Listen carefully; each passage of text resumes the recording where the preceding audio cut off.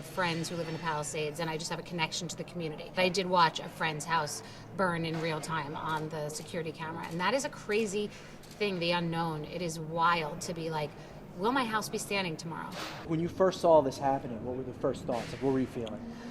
I was feeling like fire is different than any other disasters that we have worked with because it is just endless. It's a very strange, unsettling thing to not know when it ends. We are usually planning an operation right after an earthquake or during a hurricane, and so we're planning to get on the ground because it comes through and then it's done. This is something that is still going, and to hear zero containment, 100-mile winds is something that is completely unsettling, and you're bracing yourself for something. And these people are still paying mortgages on ash. They had homes yesterday, house pride yesterday, poor, rich, all the workers that work for them, all the people that work in restaurants. This is a complete decimation, and the mental, financial, physical, and emotional aftermath is going to be very serious. People aren't really thinking about how people are going to mentally handle this later. And we will be here like we are still in Paradise, in Maui, in North Carolina for years to come. My partner Michael at Global Empowerment Mission runs an operation that stays there years later. I posted a picture of a boy in Ukraine 3 years later, because we don't leave after the headlines fade. And we are now in that land of celebrity. Places like North Carolina feel forgotten because this is LA. They're getting all the attention. Many celebrities have called here to donate, to get involved, and that's great, but this is one major effort, but they're going on all over the world, and we set up these warehouses globally immediately, and we're there first, lean, efficient, no fancy events, no pamphlets, no marketing. We've done $408 million globally in disaster relief just with a very efficient model. So what we do is cash cards. We distribute cash cards. So if you donate to BStrong, 100% goes to the effort. GEM is my partner. They are the 501c3 with minimal overhead. They get grants for that, and they execute these operations. We have these warehouses that are filled with aid like a Costco or an Amazon, so other orgs and churches and schools and individuals can come here to get aid. We deliver aid. Okay. We deliver aid. This is not like a public supermarket. We deliver aid to different vetted orgs, churches, schools, etc. In addition, we have crisis kits because this is phase 0. People don't have a suitcase, they don't have a house, they have nothing. So these crisis kits are incredible. They have hydration and cups and beans and not school supplies, but things for kids and masks and sanitation, hygiene, all these kinds of things that people need right now. And then they can take the cash cards into their communities, put money back into their communities, and buy what they need. A big problem right now is lack of dignity. They had a house yesterday, they have nothing today, and now they're digging through piles of old clothing that people want to make themselves feel better and dump, and cases of water that they can't carry anywhere. And it's just going into a landfill. It's giving sanitation workers another job they don't need. It's giving volunteers work they don't need.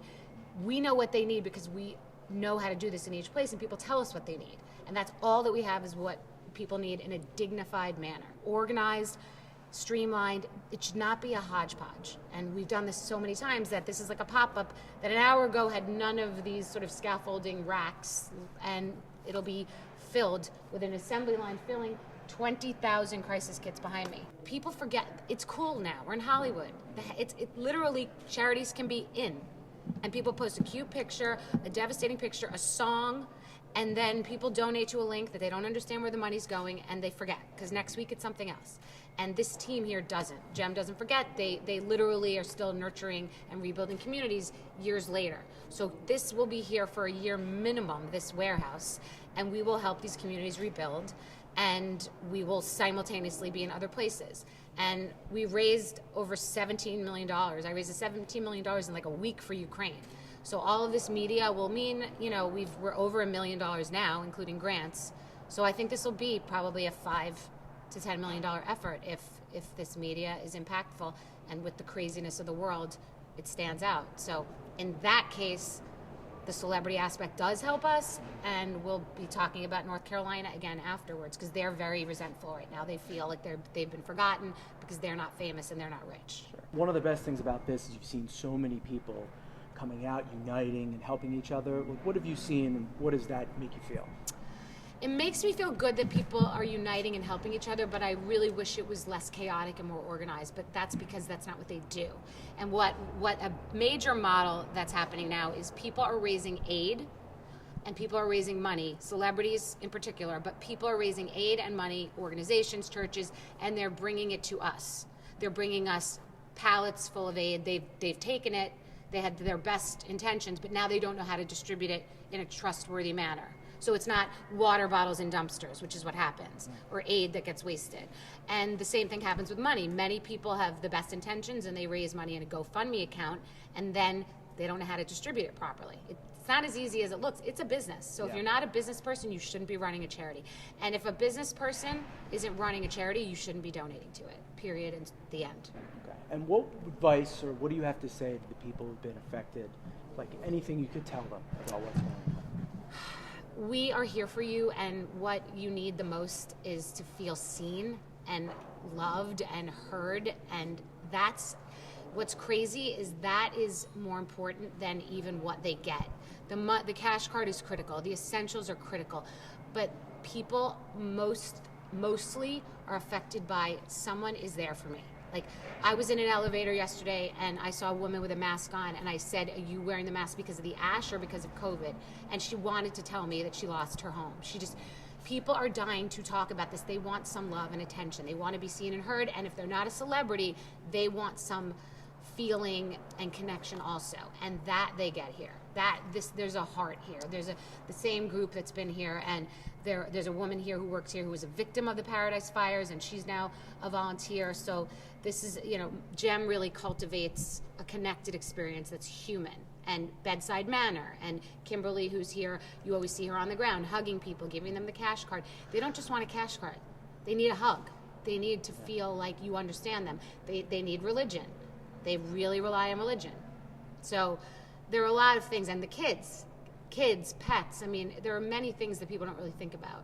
So I just caution you, I'm not trying to be harsh, it's just, people don't decide what other people need.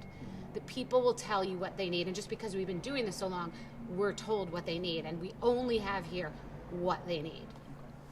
And lastly, where you want to send people? Where should they go if they want to help? So BStrong is Bethenny.com, BETHENNY/BStrong. Global Empowerment Mission is a 501c3. You could donate there. A small percentage, a very small percentage, goes to their day-to-day. BStrong 100% goes to the mission.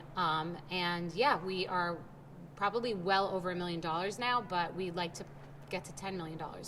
And we definitely can, but we need your help.